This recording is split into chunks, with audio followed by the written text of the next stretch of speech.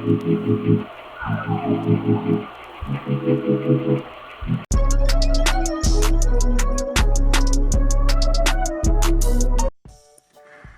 teman-teman, kembali lagi pada channel Ging Explore yang pastinya akan membahas mengenai hal-hal yang menarik dan menginspirasi. Nah, jadi dalam video kali ini kita akan membahas mengenai kelebihan dan kekurangan mandi pasir untuk ternak.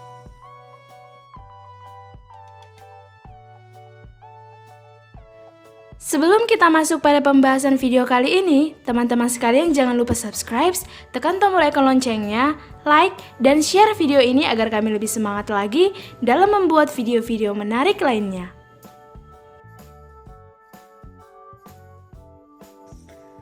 Mandi pasir atau mandi debu ialah suatu kebiasaan dari hewan, di mana mereka berguling-guling, mengepakkan sayap, menggetar-getarkan badan, dan sejenisnya di dalam kubangan debu atau pasir. Perilaku ini biasanya dilakukan hewan mamalia dan unggas. Jadi teman-teman, pada dasarnya mandi pasir itu wajib dilakukan. Ingat ya teman-teman, wajib dilakukan, tetapi harus sesuai dengan kondisi dan kebutuhan. Namun, juga kebiasaan mandi pasir ini pasti memiliki dampak negatif bila teman-teman salah dalam pemberiannya. Jadi, teman-teman, pembahasan kelebihan dan kekurangan mandi pasir untuk ternak akan kita bahas dalam video kali ini. Penasaran kan? Yuk langsung saja kita simak videonya.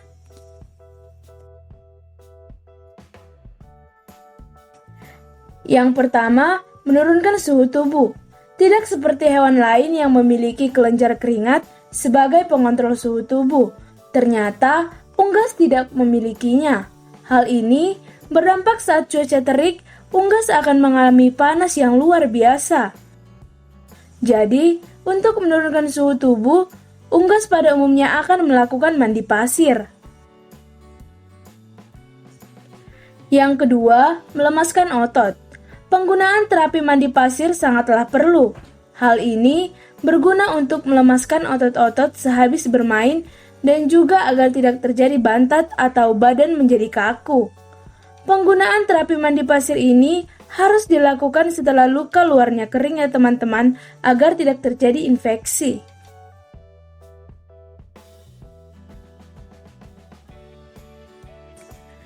Yang ketiga, membentuk kuda-kuda.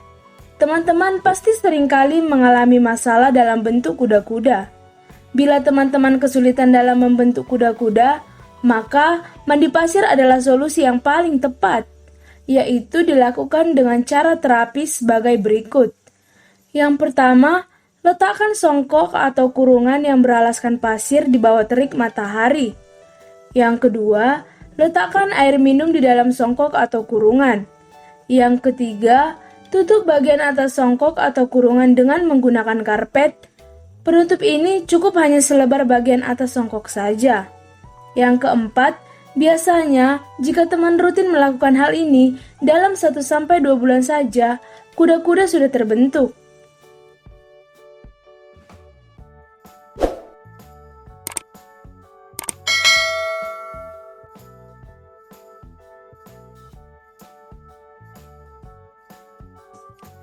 Yang keempat, mandi pasir merusak bulu.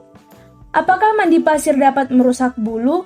Sebenarnya hal ini bisa terjadi karena dilakukan dengan cara yang salah.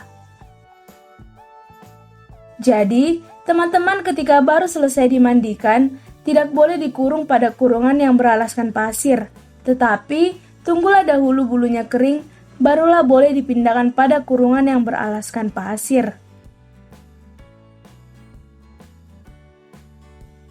Teman-teman pasti bertanya-tanya, mengapa bulunya harus kering dulu baru boleh dipindahkan pada kurungan yang beralaskan pasir? Karena ketika bulu masih basah atau lembab, pasir akan mudah menempel pada bulu. Hal inilah yang membuat bulu menjadi rapuh, apalagi bila pasir tersebut sudah panas terkena terik matahari.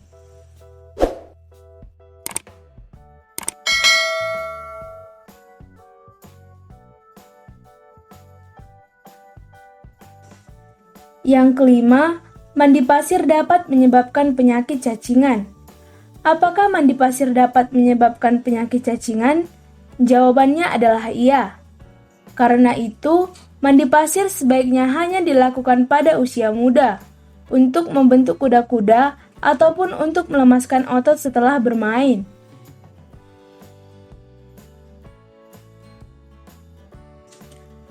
Yang keenam, mandi pasir menyebabkan bubul. Apakah mandi pasir dapat menyebabkan bubul? Jawabannya adalah iya. Tetapi, bila teman-teman menggunakan pasir yang kasar ataupun kerikil-kerikil kecil, hal ini dapat menyebabkan luka pada telapak kaki dan membuat kaki menjadi infeksi. Oleh karena itu, teman-teman wajib menggunakan pasir yang halus ya teman-teman.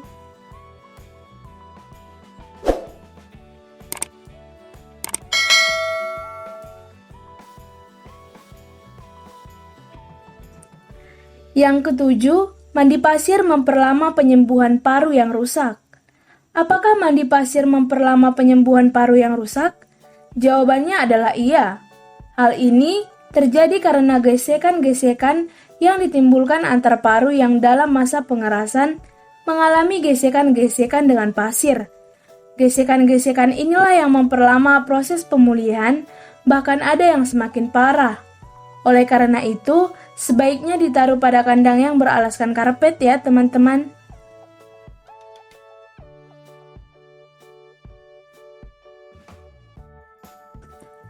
Oke teman-teman, demikianlah pembahasan kita dalam video kali ini. Semoga bermanfaat ya, dan sampai jumpa pada video-video berikutnya.